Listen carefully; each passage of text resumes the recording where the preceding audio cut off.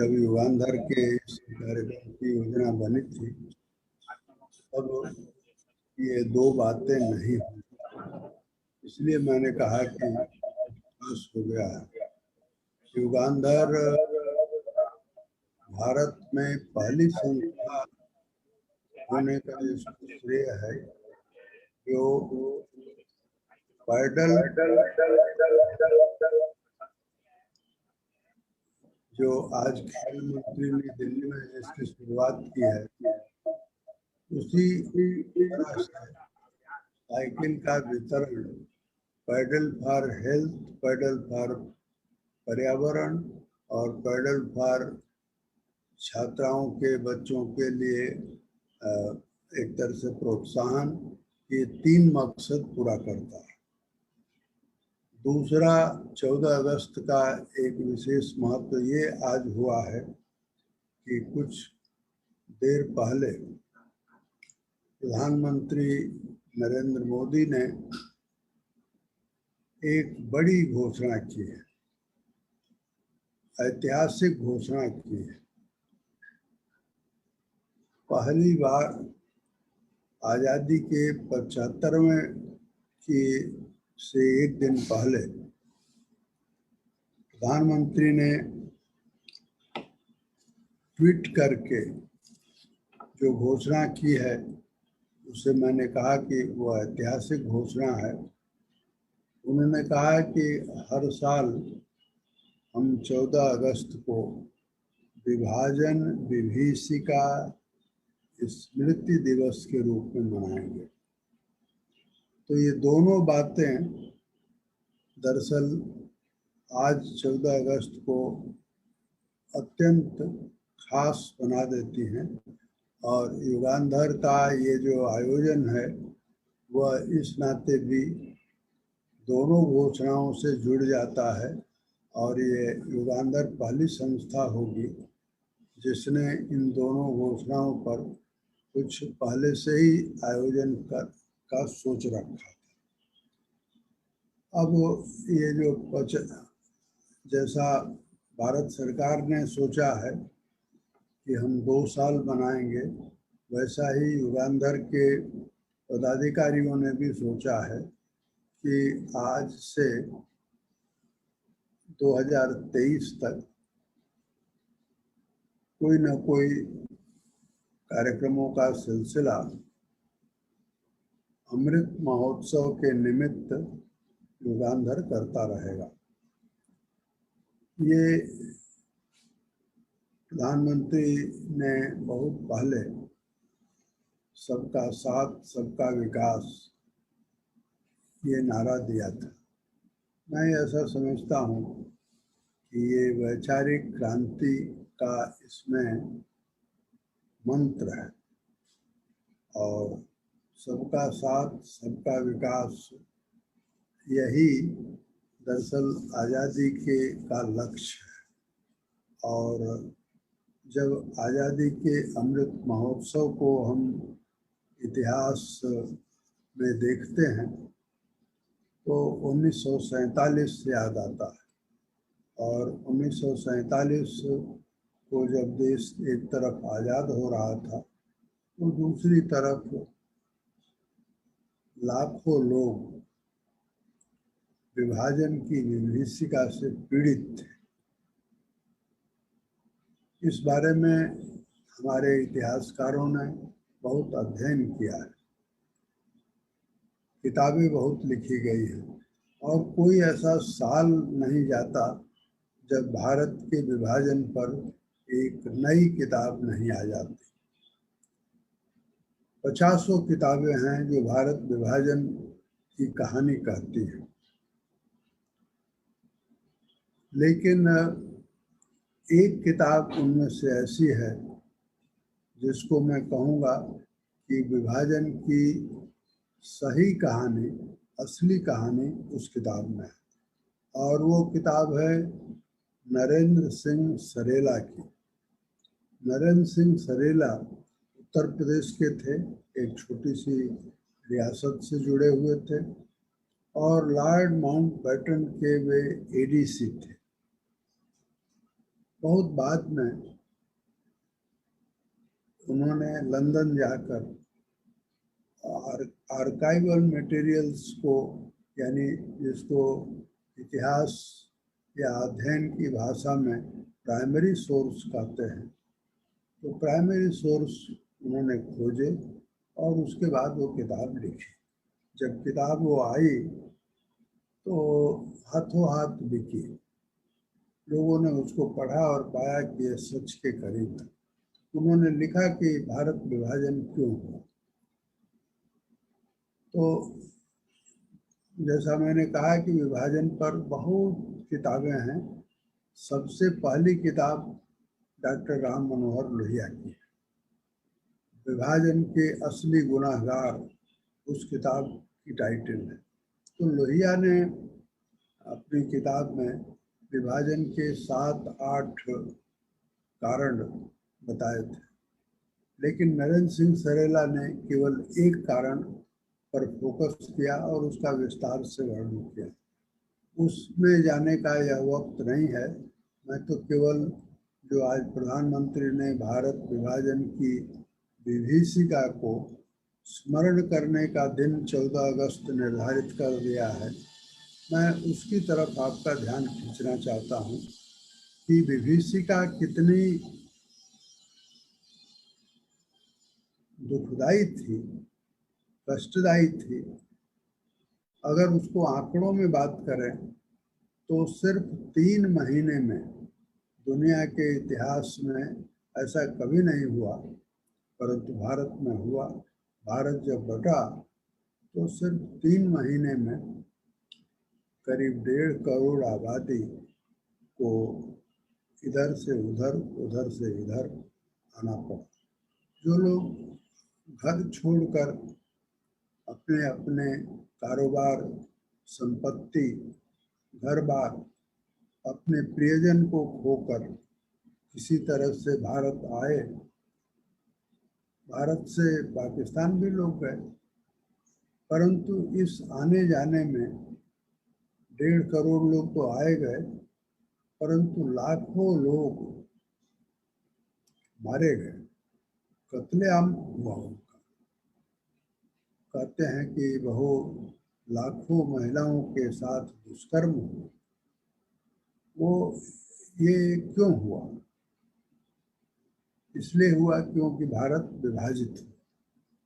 और भारत विभाजन की उस विभीषिका को याद करने का अर्थ यह है कि भारत विभाजन की जो साजिश थी उसको आने वाले पीढ़ियां भी याद करें और उससे कुछ सबक सीखें।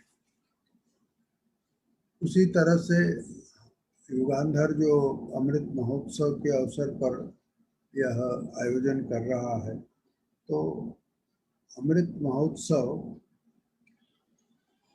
की शुरुआत कल होगी, 15 अगस्त से होगी और भारत 75वें स्वाधीनता वर्ष में प्रवेश करेगा और 2022 में 75 पूरा। ये प्रधानमंत्री के स्वभाव का, दूरदर्शिता का, पूर्व योजना का प्रमाण है कि वे कोई चीज़ जब करते हैं तो पूरा सोच कर करते हैं, नए तरीके से करते हैं। और इसलिए उन्होंने इस बार अमृत महोत्सव को 2 साल मनाने का निर्णय किया है। यानी ये 2021 से जो अमृत महोत्सव शुरू होगा उसका समापन होगा 15 अगस्त 2023 को। मैं आप सबको ये कहना चाहता हूँ और अपनी बात थोड़े में रखना चाहता हूँ कि 2014 से भारत में एक नए युग की शुरुआत हुई।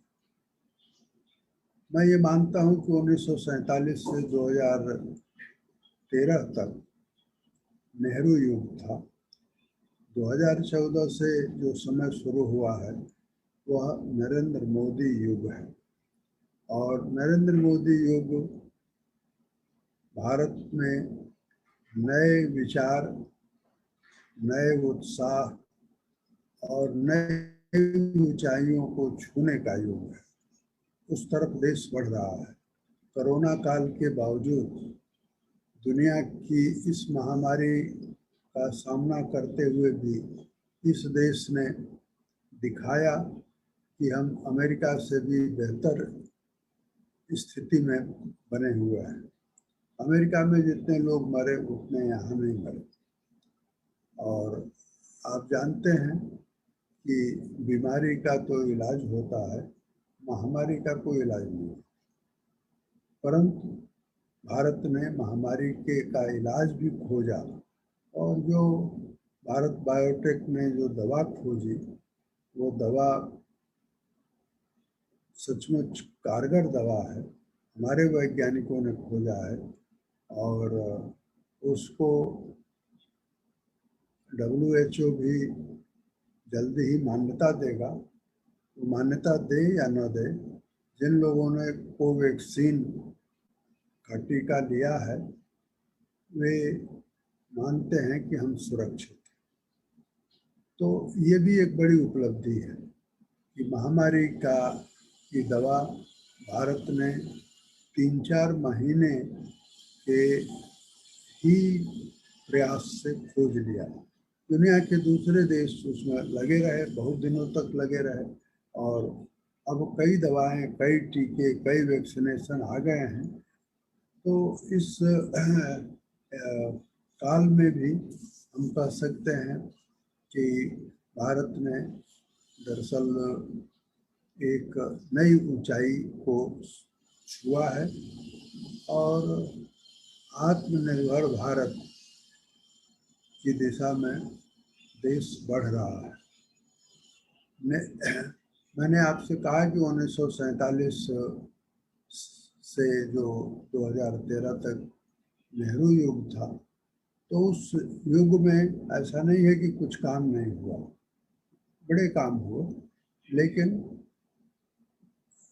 उस युग का जो नेता था वो दुविधाग्रस्त होता रहता था, पश्चिम की नकल भी करता था, इसलिए जितनी उपलब्धियां हो सकती थी उतनी नहीं हो पाई। फिर भी सत्ता का हस्तांतरण हुआ, भारत का संविधान बना, संसदीय प्रणाली का विकास हुआ, और उसी तरह से उसी युग में PV नरसिंह राव ने कोटा, लाइसेंस और परमिट राज को समाप्त किया। कुछ नए कुलीन लोग भी पैदा हुए, परंतु वाजपेयी जी ने दरअसल उदारीकरण की शुरुआत की, और अब जो मोदी युग शुरू हुआ है वह उस मोदी युग में संविधान दिवस पहली बार मनाया जाने लगा है, एक राष्ट्रीय पर्व के तौर पर। प्रधानमंत्री स्वयं को भारत का प्रधान सेवक कहते हैं। मैं नहीं जानता कि कल लाल किले की प्राचीर से प्रधानमंत्री जो उद्बोधन करेंगे वो क्या होगा, या तो हम जब सुनेंगे तो जान सकेंगे। लेकिन मैं आपको याद दिलाऊं कि 2014 में प्रधानमंत्री नरेंद्र मोदी ने जो लाल किले की प्राचीर से कुछ बातें कही थी, वे ही दरअसल मोदी युग की खास बातें बन गई हैं। उन्होंने कहा था कि मैं दिल्ली की जो दुनिया है, दिल्ली की दुनिया का मतलब एलिट क्लास, कुलीन वर्ग, उन्होंने कहा था कि मैं उस एलिट क्लास से नहीं आता हूँ। मैं इस मायने में दिल्ली की दुनिया से बाहर का आदमी हूँ। परंतु एक बाहरी आदमी ने आकर एक नया सपना देखा, और 2 साल में उस सपने को आप साकार होते देखेंगे।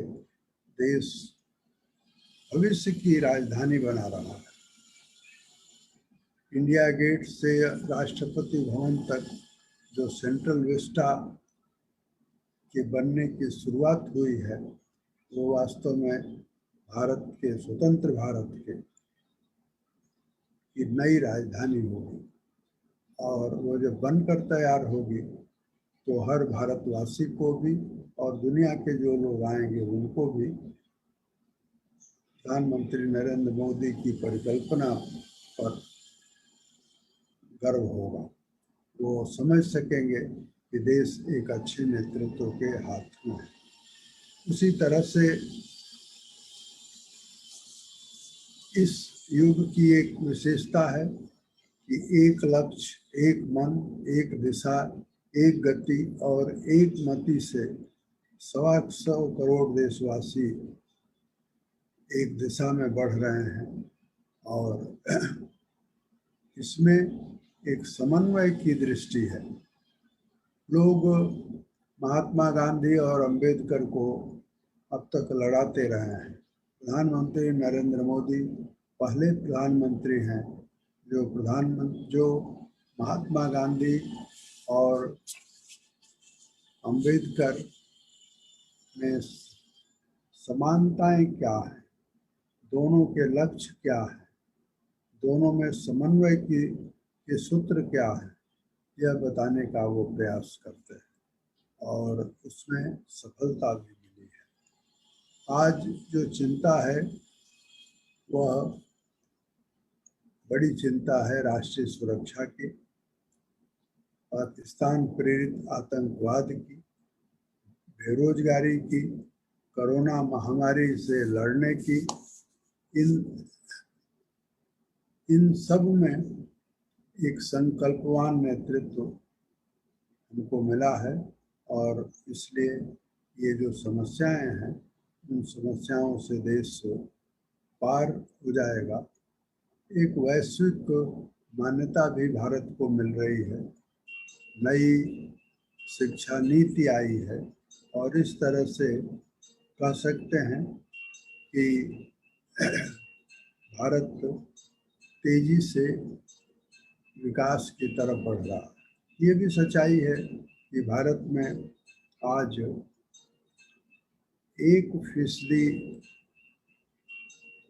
कुछ लोग हैं जिनके पास भारत की दौलत का 51% उनके पास, यानी विषमता बढ़ी है। आप जानते हैं 80 करोड़ लोगों को प्रधानमंत्री गरीब अन्न कल्याण योजना के तहत मुफ्त राशन दिया जा रहा है, तो उनकी मदद हो रही है और वे भूखों नहीं मर रहे। लेकिन उसका दूसरा पक्ष यह भी है कि 80 करोड़ लोग ऐसे हैं जो दरअसल गरीब हैं, तो जो स्वतंत्रता की जितना उपयोग या उपभोग सबको करना चाहिए उससे वो वंचित है। तो हम सब लोग कोशिश करें कि उनको भी अवसर मिले और मैं इसलिए युगांधर के इस आयोजन को अब 14 अगस्त हम लोगों ने सोचा तो संयोग ऐसा बना कि ये ऐतिहासिक दिन भी हो गया है और युगांधर स्वयं में भी अब ऐतिहासिक रूप से याद करने की उसकी पात्रता हो गई है। और यह एक मेरे लिए तो बड़ी प्रसन्नता का विषय है। युगांधर के साथियों को मैं इसके लिए साधुवाद देता हूँ। आपके प्रयास सफल हों और युगांधर अमर।